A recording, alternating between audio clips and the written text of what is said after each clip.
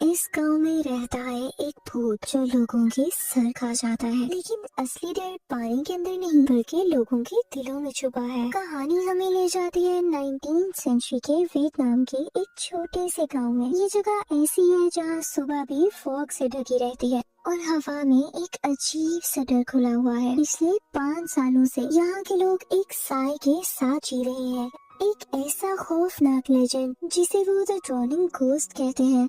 गाँव वालों का मानना है कि एक झील के गहरे पानी में एक बदला लेने वाली आत्मा रहती है। ये आत्मा लोगों को सिर्फ मारती नहीं है बल्कि उन्हें पानी के अंदर खींच लेती है और उनका सर खा जाती है। अब तक 8 पर्सन्स इसका शिकार बन चुके हैं और उनकी सिर कटी लाशें किनारे पर मिली है। इस वजह से पूरा गांव डर से कांप रहा है। इस खौफनाक माहौल के बीच हम मिलते हैं मून से। मून जो कि एक कपड़े की व्यापारी है, एक स्ट्रॉन्ग और हिम्मत वाली औरत जो अपनी भतीजी यानी नीस को अपनी जान से ज्यादा चाहती है। लेकिन मून की दुनिया तब हिल जाती है जब एक दिन अचानक उसकी नीस गायब हो जाती है। 5 दिन बीत जाते हैं। मून हर जगह उसे ढूंढती है लेकिन उसका कोई नामो निशान नहीं मिलता। बस एक चीज मिलती है, उसकी नीस की एक चप्पल जो कि उसी मनहूस झील के किनारे तैर रही थी। गांव वाले और वहाँ का डिस्ट्रिक्ट चीफ फौरन मान लेते हैं कि ये काम भी ड्रॉनिंग घोस्ट का हो सकता है और उसने भी इस लड़की को मार ही डाला होगा बाकियों की तरह, क्योंकि सबको ये लगता है कि ये भूत का ही काम हो सकता है। चीफ अपने सिपाहियों को उस बच्चे को ढूंढने से मना कर देता है। वो कहता है कि ये इंसान की बस की बात है ही नहीं। लेकिन मून इस बात को मानने से इनकार कर देती है। वो लॉजिक में मानती है। वो आंखें बंद कर किसी भी बात पर यकीन नहीं कर सकती है। यहीं पर वो एक बहुत इम्पोर्टेंट चीज नोटिस करती है जो कि बाकी सब इग्नोर कर रहे थे। पिछले सारे केसेस में बॉडी किनारे पर मिली थी लेकिन उसकी नीज की बॉडी वहाँ थी ही नहीं, गायब थी। उसे लगता है कि शायद उसकी भतीजी अभी भी जिंदा है। यकीनन वो जिंदा हो सकती है या फिर ये किसी इंसान का काम है, भूत का नहीं। इसलिए वो अपने किसी जान पहचान वाले को मदद के लिए बुलाती है, एक ऐसे डिटेक्टिव को जो साइंस और ऑब्जर्वेशन पर चलता है, सुनी सुनाई बातों पर नहीं। वो मशहूर है ऐसे मुश्किल केसेस सॉल्व करने के लिए जहाँ लोगों को लगता है कि ये भूत का काम हो सकता है। पर वही वो डिटेक्टिव इंसानी लालच और जुर्म ढूंढ ही निकालता है। उसका नाम कीन है। कीन गांव में आता है एक तलवार और एक तेज दिमाग लेकर। जैसे ही वो गांव में एंटर होता है उसे वहाँ का डरावना माहौल महसूस होता है। हर जगह छोटे छोटे मंदिर बने हैं और हवा में अगरबत्ती का धुआं घुला हुआ है। कीन एक और अजीब चीज नोटिस करता है। गांव के कुछ लोगों को अचानक नाक से खून बहने यानी नोज ब्लीड की बीमारी हो रही है। कीन सीधा डिटेक्टिव चीफ के घर जाता है मून से मिलने। वहाँ मून गार्ड्स के साथ बहस कर रही होती है, मदद की भीख मांग रही होती है। कीन बीच में आता है और अपनी अथॉरिटी यूज करके मून की मदद करता है। हमें पता चलता है कि मून और कीन का पुराना कनेक्शन है। कीन ने ही मून के करप्ट एक्स हस्बैंड को अरेस्ट किया था। फिर भी मून कीन की ईमानदारी की इज्जत करती है। मून उसे सब कुछ बताती है कि चीफ बेकार है, लोग डर रहे हैं और मेरी भतीजी गायब है। अब दोनों उसकी भतीजी के घर जाते हैं जहाँ वो अपने फादर के साथ रहती थी। कीन फौरन से अपनी इन्वेस्टिगेशन शुरू करता है। उसे पता चलता है कि मून की भतीजी एक बहुत ही चुपचाप और सीधी सादी सी लड़की थी जिसका कोई दुश्मन नहीं था। लेकिन एक बड़ा क्लू मिलता है। उस लड़की के गायब होने से 2 हफ्ते पहले एक चोर ने उसके कमरे में घुसने की कोशिश की थी। उस लड़की ने बहादुरी दिखाई थी और उस चोर के हाथ पर किसी नुकीली चीज से वार किया था, यानी किसी शार्प चीज से उसके हाथ पर मारा था, जिसके बाद वो चोर भाग गया। चोर ने कुछ खास चोरी नहीं किया, बस कुछ मिट्टी के बर्तन और एक ज्वेलरी बॉक्स। अब कीन कमरा चेक करता है और देखता है कि उस लड़की के कपड़े और सेविंग्स तो वहीं पर मौजूद हैं, जिसका मतलब वो भागी नहीं है, उसे जबरदस्ती गायब किया गया है। कीन उस झील पर जाने का फैसला करता है जहाँ पर चप्पल मिली थी। मून साथ आना चाहती है पर कीन उसे मना कर देता है ताकि कोई अफवाह न उड़ाए और मून सेफ रहे। अब झील पर कीन को एक फिशरमैन मिलता है जो बताता है कि चीफ ने एक जादूगर जिसका नाम शमान दिन है उसे बुलाया है गांव की सफाई के लिए। कीन जादू टोने या ब्लैक मैजिक में यकीन नहीं रखता था, लेकिन फिर भी उस जादूगर से मिलने जाता है। वो जादूगर कीन को एक प्रोटेक्शन एमुलेट देता है और उसे डराता है कि वो भूत खून का प्यासा है। जब कीन वहाँ की वेजिटेशन के बारे में पूछता है, खासकर ज़ैंथियम फ्रूट के बारे में जो कि मून की भतीजी की चप्पल पर चिपका हुआ था, तभी मून भी वहाँ पर आ जाती है। वो कहती है कि वो इस इन्वेस्टिगेशन में शामिल होकर ही रहेगी। वो बताती है कि ये ज़ैंथियम फ्रूट सिर्फ एक ही जगह उगता है, वो थीम फॉल्स, जो पर पहाड़ियों में एक सुनसान झरना यानी आबशार है। कीन और मून उस झरने की तरफ निकल पड़ते हैं। वहाँ पहुंचकर मामला और ज्यादा वर्स हो जाता है। कीन को चट्टानों पर ताज़ा खून मिलता है। मून ये देखकर घबरा जाती है। उसे लगता है कि उसकी भतीजी का ही खून है। कीन उसे शांत करने की कोशिश करता है, कहता है शायद किसी जानवर का हो, पर वो भी जानता है कि हालात कुछ ठीक नहीं है। रात होने तक वो वहाँ ढूंढते हैं पर कुछ उन्हें नहीं मिलता। उस रात कीन एक गेस्ट हाउस में रुकता है। उस तरफ पूरे गांव में उस जादूगर की अगरबत्ती का धुआं फैला हुआ है। सोने की कोशिश करते हुए कीन को भी वही सिम्टम्स होने लगते हैं जो गांव वालों को हो रहे थे।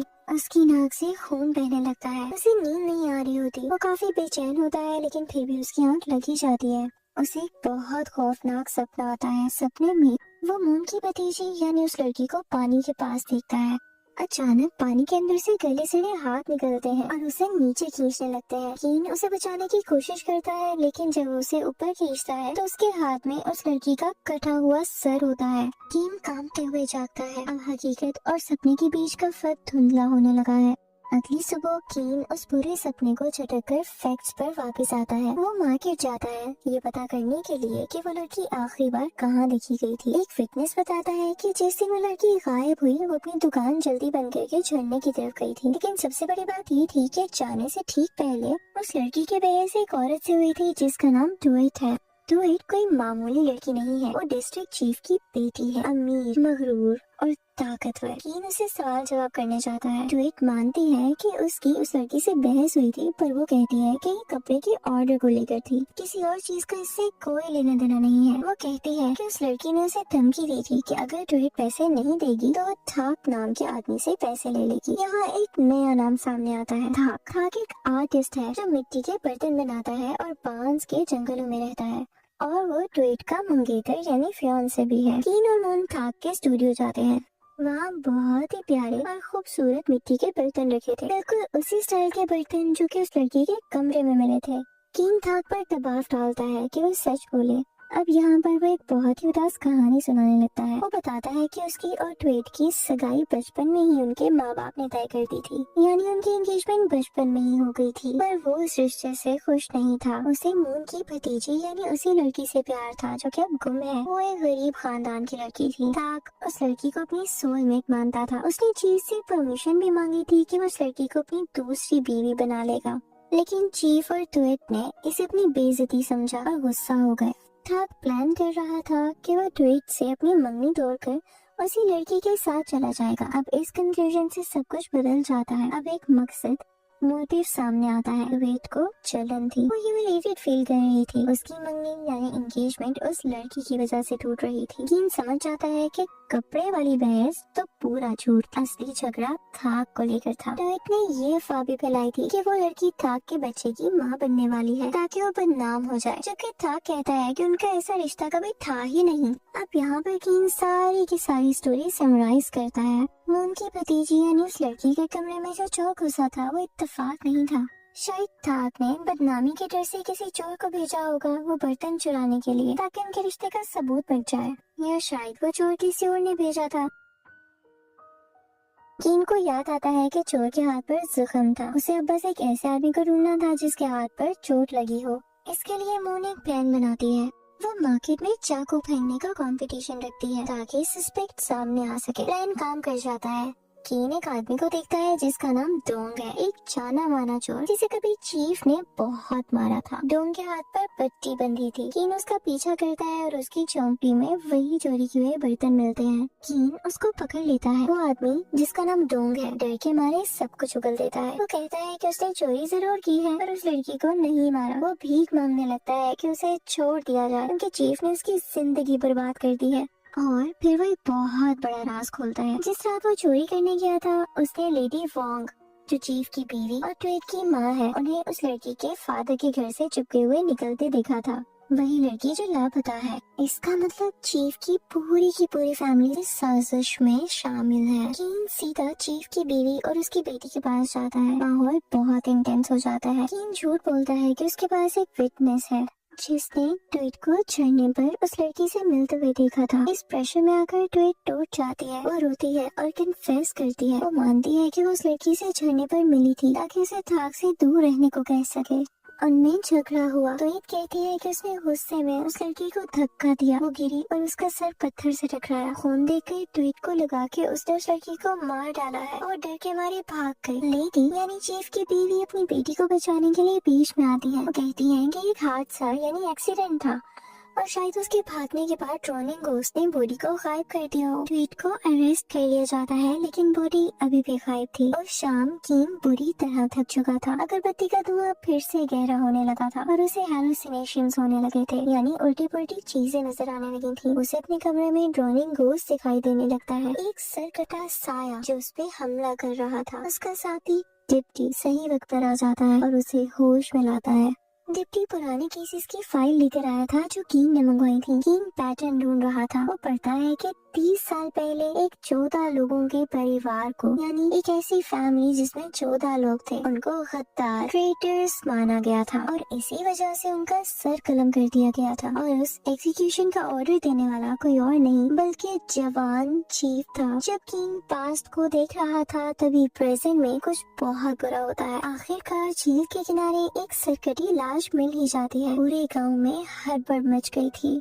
मून बुरी तरह परेशान हो जाती है। उसे लगता है कि यही उसकी भतीजी है। चीफ की फैमिली राहत की सांस लेती है। उन्हें लगता है कि इससे साबित हो जाएगा कि भूत ने ही उस लड़की को मारा है और ट्वीट मर्डर चार्ज से बच जाएगी। लेकिन कीन उस बॉडी को ध्यान से देखता है। वो कुछ ऐसा देखता है जो गांव वाले नहीं देख पाए। बॉडी के हाथ और पैर की स्किन बिल्कुल स्मूथ थी, उनमें झुर्रियां यानी रिंकल्स नहीं थे। अगर कोई बॉडी एक हफ्ते से पानी में रहे तो उसे सड़ जाना चाहिए। और तो और सर को एक ही बार में किसी तेज हथियार से काटा गया था, जबकि पहले के विक्टिम्स को पूरी तरह नोचा गया था। कीन समझ जाता है कि ये वो लड़की यानी मून की भतीजी है ही नहीं, ये किसी और लड़की की ताजा लाश है जिसे उस लड़की के कपड़े पहनाकर वहाँ प्लांट किया गया है ताकि केस ही बंद हो जाए। अगर ये बॉडी नकली है इसका मतलब वो लड़की यानी मून की भतीजी अभी भी जिंदा है। कीन समझ जाता है कि डोंग वो चोर सब कुछ नहीं बता रहा। कीन को डोंग के पास उसकी ज्वेलरी का एक बॉक्स मिलता है। उसे पता चलता है कि डोंग और चीफ के घर की एक नौकरानी आपस में मिले हुए हैं। वो दोनों लेडी वोंग को ब्लैकमेल कर रही हैं।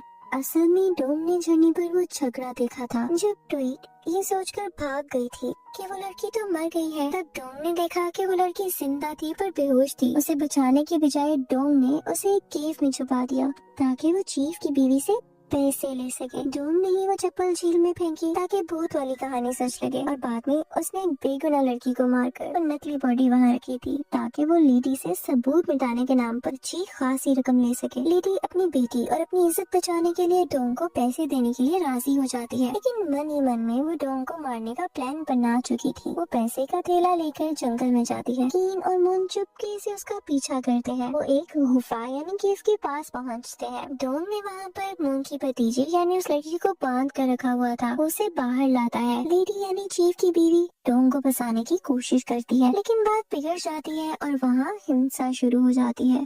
कीन सामने आ जाता है। डोंग तलवार लेकर कीन पर हमला करता है। दोनों में भयंकर लड़ाई होती है। कीन जो अभी भी उस जहरीली अगरबत्ती के असर में था, उसे लड़ने में मुश्किल हो रही थी क्योंकि उसे बीच बीच में भूत दिखाई दे रहा था। उधर लेडी वोंग मौका देकर उस लड़की को मारने की कोशिश करती है ताकि ये किस्सा हमेशा के लिए खत्म हो जाए। मून अपनी भतीजी के लिए शेरनी की तरह लेडी वोंग से भिड़ जाती है बिल्कुल आखिरी पल में। जब डोंग कीन को मारने ही वाला होता है, कीन अपना दिमाग लगाता है और डोंग को धक्का दे देता है। डोंग पीछे गिरता है और वहाँ लगे स्पाइक्स पर गिरकर मर जाता है। मून भी लेडी वोंग को काबू कर लेती है। वो लड़की आखिरकार बच जाती है। पुलिस आती है और लेडी वोंग और बाद में ट्वीट को उनके जुर्मों के लिए अरेस्ट कर लिया जाता है। किडनैपिंग केस को सॉल्व किया जाता है और ये केस सॉल्व भी हो जाता है। वो लड़की यानी मून की भतीजी और मून फिर से एक हो जाते हैं। चीफ की फैमिली का असली रंग सबके सामने आ चुका था, लेकिन कीन अभी भी संतुष्ट नहीं है। वो राजी नहीं है कि ड्रोनिंग घोस्ट कोई असली मामला है और ड्रोनिंग घोस्ट का राज और पिछले 8 लोगों की मौत का राज अभी भी नहीं खुला था। नकली बॉडी से आखिरी केस तो समझ आ गया, पर बाकी 8 का क्या? कीन वापस उस अगरबत्ती की तरफ ध्यान देता है। उसका सैंपल लेकर एक डॉक्टर के पास जाता है। डॉक्टर कंफर्म करता है कि इस अगरबत्ती में एक रेयर जहर है जिसका नाम मनकिदा है। ये दिमाग पर असर करता है, डर पैदा करता है, हेलुसिनेशंस देता है और नाक से खून लाता है। मतलब भूत कोई आत्मा नहीं थी, ये बस दिमाग का खेल था जो कि उसी जादूगर ने रचाया था। कीन फौरन से उस जादूगर को पकड़ने के लिए भागता है, लेकिन वो गायब हो चुका था। गांव में एक और लाश मिलती है। ये लाश किसी और की नहीं बल्कि डिस्ट्रिक्ट चीफ की थी। उसका भी सर गायब था। कीन को समझ आता है कि सारा सच उस 30 साल पुराने हत्याकांड यानी उसी एक वाक्य से जुड़ा है। चीफ जिन्होंने 14 लोगों को गद्दार बोलकर मरवाया था, उसी खानदान में असल में 15 लोग थे। एक बच्चा बच गया था जिसने छुपकर अपने पूरे खानदान को मरते हुए देखा था। और बच्चा बड़ा होकर जादूगर बना। वापस गांव में किसी को बचाने नहीं बल्कि बर्बादी करने ही आया था। उसने उस जहरीली अगरबत्ती से पूरे गांव को नशा दिया, उन्हें डर और कंफ्यूजन में रखा। रोनिंग गोस की कहानी की आड़ में उसने चुन चुन कर उन लोगों को मारा जो उसके खानदान की मौत के जिम्मेदार थे। चीफ उसका आखिरी शिकार था, वो आदमी जिसने उसके परिवार यानी खानदान को खत्म करने का ऑर्डर दिया था। कीन को उस जादूगर की झोंपड़ी में ठंडी जैकेट की रुई मिलती है। वो समझ जाता है कि वो नॉर्थ की तरफ भागा है जहाँ ठंड होती है। मूवी इस सीन पर खत्म होती है जहाँ कीन और उसका डिप्टी घोड़े पर सवार होते हैं और वो भी नॉर्थ की तरफ निकल पड़ते हैं। वो सीरियल किलर को पकड़ने जा रहे हैं जिसने भूत का सहारा लेकर अपना खूनी बदला पूरा किया। ये कोई भूत की कहानी नहीं थी, ये इंसानी दर्द और बदले की एक खौफनाक दास्तान थी।